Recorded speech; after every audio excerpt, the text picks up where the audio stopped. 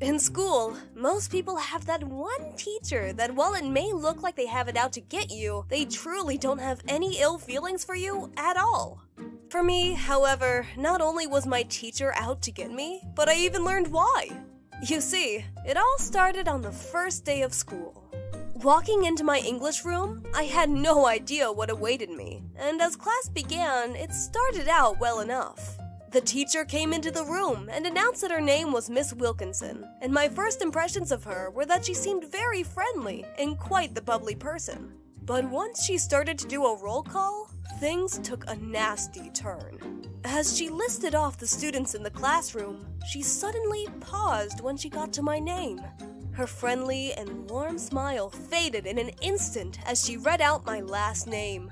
It only lasted a second though, and then she continued to read out the remaining names. But there was something about that pause that spoke volumes.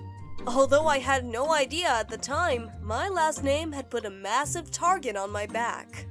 All that week during class when I participated during the lessons, she began to mock me when I gave incorrect answers, or if I struggled with the assignments that she handed out.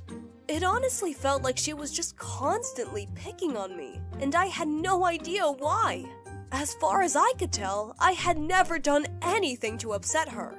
Until that first day of class, I had never even met her before, but that didn't seem to matter. It wasn't something I've ever experienced. I mean, I've had my share of bullies before, but for an adult to be treating me like this, especially a teacher? I was more than a bit confused. The Friday of the first week, as I got home, I threw my backpack into my closet and it made a loud crashing sound.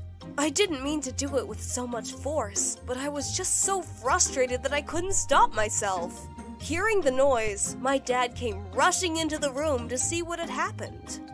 "Hey, kiddo, what was that noise?" he stammered out as he rushed into the room. "Oh, sorry, Dad. I didn't mean to throw it in there that hard. It was a total accident." I could tell by the look on his face that he was concerned. Less about the closet and my backpack, but more about what was upsetting me. "Did you have a rough first week?" he asked as he sat down on my bed. He had always been a great person to talk to. If nothing else, I figured maybe he could help me make sense as to why Miss Wilkinson was picking on me. "Yeah, it's my English teacher. It almost feels like she hates me, and I have no idea why," I said as I sat down next to him. "Oh, I'm sure it's all in your imagination. What happened?" he asked, chuckling. "Well, all week long, Miss Wilkinson has been mocking me and just talking down to me. It really feels deliberate." I nearly cried. It was weighing on me more than I thought. "Wilkinson? Is her first name Sarah by any chance?" Giving it some thought, I realized that he was correct and nodded. "Oh, well, maybe I do know why she's so upset with you. Back when we were in high school, we dated each other. We dated for all of high school, actually, and then, when we made plans to go to college, I broke up with her. She didn't take it very well, though. She must have figured out that you were my son, and that might be why she's upset with you. But I'm sure it'll pass." And just like that, he messed up my hair and then left the room. At least now I had an idea of why Miss Wilkinson hated me, but that didn't really make it much better. And while my dad thought that it would blow over, I was less optimistic about that. The next week was more of the same, except if anything, it got a bit worse. We had 2 surprise quizzes that week, and I failed both of them, although I wasn't sure that I had gotten the answers wrong on either test. By the following weekend, I knew that I had to do something drastic, or else I was going to fail her class for no better reason than because she hated me because of who my dad was.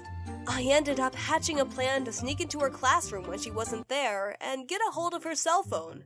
It was a long shot, but maybe it had something on it that would incriminate her with how she was treating me.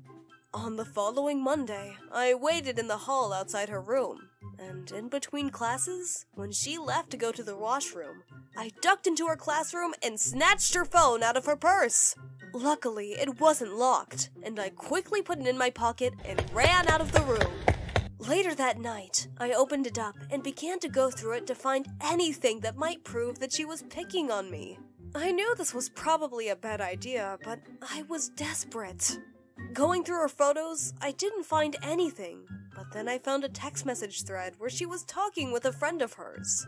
"Hey Becky, you won't believe who I have in my class this year," Miss Wilkinson sent out to whoever this Becky person was. "Who? I mean, it's not like I know many teenagers after all." "Martin's son. You remember him from high school? That man tore my heart out, and now I get to have revenge against his son." "You know for a fact that I'll make sure that he fails my class." It was right there, the very proof that I was looking for. Thinking quickly, I transferred a copy of all her messages to my laptop and printed that one out. The next day at school, I waited until she was alone, and then I gave her her phone back. She was, of course, shocked when I handed it to her, but only half as shocked until I showed her the printout of her text messages. "I now understand why you've been picking on me so much. And unless you want this to become public knowledge, then I suggest you stop." She grew incredibly red in the face, and I could tell she was beyond angry, but it worked. The bullying stopped, and quite the opposite began to occur. My tests were coming back with nearly perfect scores despite not having earned them. I had her wrapped around my finger, and she knew it. If she didn't play along, all I had to do was go to the school and I could get her fired. And so, for over a month, things went quite smoothly. I felt powerful having her under my control, but it all came to a stop when I started to force her to drive me around to do things. I even got her to drive me out to the lake to go fishing, and I could tell that it was maybe a bit too much. But I didn't care. As far as I was concerned, she owed me, and I was going to take full advantage of the situation.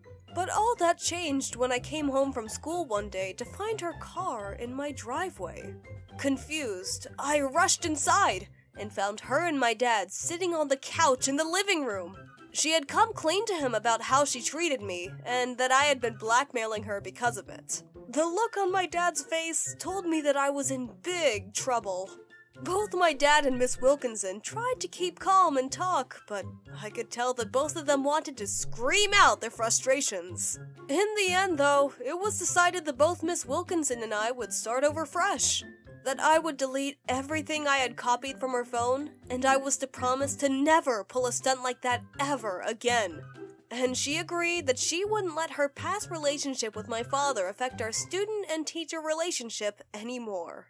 We both apologized, and I could tell we were both 100% sincere. After she left, my dad informed me that I would be grounded for a couple of months for what I did, and that I was lucky that she didn't go to the police over it. While being grounded for so long wasn't a lot of fun, at the very least, Miss Wilkinson was true to her word, and starting from the next day until the end of the year, she treated me no differently than any other student. And after a challenging year of studying hard and putting in a lot of effort, I passed her class with an excellent grade. So, I suppose there is a bit of a happy ending. Thanks for watching! Like, share, and subscribe!